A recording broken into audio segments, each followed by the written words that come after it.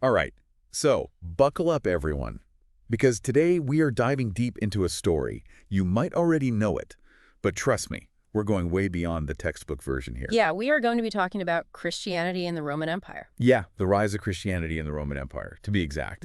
How it went from, well, a persecuted faith Right, yeah. to the official religion of Rome. And we have got some great historical analysis here ready to go. So let's unearth the hidden complexity. The surprising twists and turns. Yeah, exactly. Like, for example, most people don't realize early Rome was actually pretty tolerant of different religions. They were. Which seems, well, kind of counterintuitive. Yeah. Given what we know about the later persecution. Right. So how did the Romans view religion in those early days? I mean, for them, religion was a tool.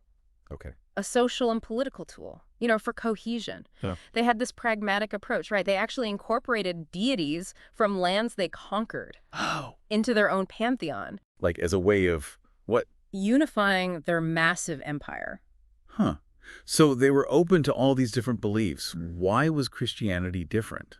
What made it such a target? Well, Christianity had these core tenets that really challenged the Roman worldview. Right. Christianity wasn't content to just coexist with other faiths. They had this universalist message. One God. Oh. For everyone. Everywhere. I see. And that clashed with the Roman idea of, local deities. Right. That are tied to specific places. Communities. So Christianity was actively seeking converts, which I guess could be seen as a threat. Exactly. It upset the order, right? To the established order. Yeah. And of course, then there's the whole issue of emperor worship. Yeah. They refused to acknowledge the emperor as a divine figure. Right. See, that was seen as like a direct challenge to Roman authority. Almost treasonous. Yeah, like an act of treason. So it wasn't just about religious doctrine. It was about power and loyalty to the state. Loyalty to the state. When did things start to really shift? Well, we see early examples of persecution under emperors like Nero. Oh, yeah. Wasn't that the Great Fire of Rome? Yeah, the Great Fire of Rome, 64 AD, right? 64 AD. A fire just rips through Rome. It's devastating. Right. Nero's facing all this public scrutiny. Oh, yeah. Maybe he needs a scapegoat. Right. So he blames the Christians. The Christians. So they were an easy target because they were already seen as suspicious. Exactly. A small group,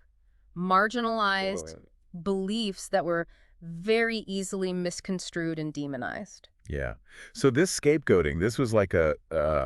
It had devastating consequences. Yeah. For early Christians. And did this persecution continue for centuries? On and off. It did, yeah. Wow. But then there's this major shift. Okay. With the arrival of Emperor Constantine. Oh, Constantine. In the 4th century. 4th century, yeah. Wasn't he the one with that vision of the cross? Yes. The famous vision. Before the Battle of the Milvian Bridge. 312 AD.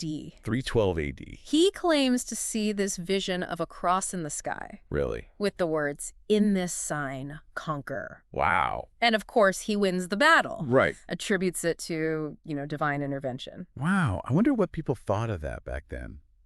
Like, was it... Probably a mix of awe and skepticism. I mean... Yeah. But it was a big deal. It was huge. It led to the Edict of Milan. The Edict of Milan. 313 AD. Christianity is legalized. Wow. The persecution ends. Systematically, anyway. So was Constantine's conversion, was it real? Or was it like a political move? Ooh, historians still debate this. Oh, really? Some say, embracing Christianity was a shrewd tactic to unify the empire. Right. Under a powerful new symbol. Makes sense. A divided empire. Is a weak empire. So Christianity goes from, persecuted to, backed by the emperor. Talk about a power shift. Yeah. And then it doesn't stop there. Right? Yeah. No.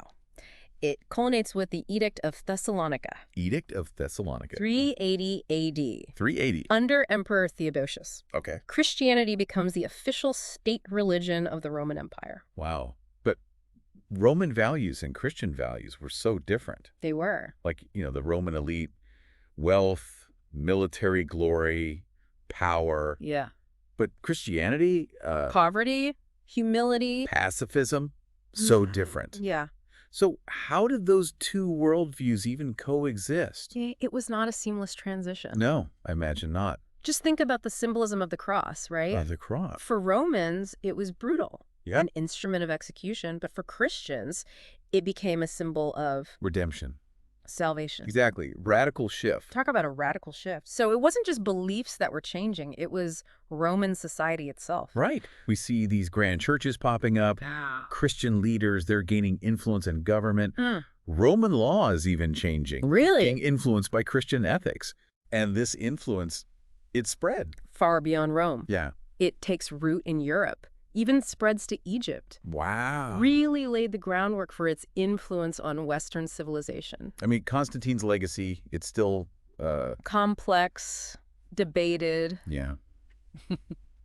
Was it real or was it strategic? What do you think? It's something to think about. It reminds us that faith and power are often intertwined. Yeah. And it can be hard to separate them. Yeah. But it highlights the power of ideas, Right. beliefs. And how they shape history.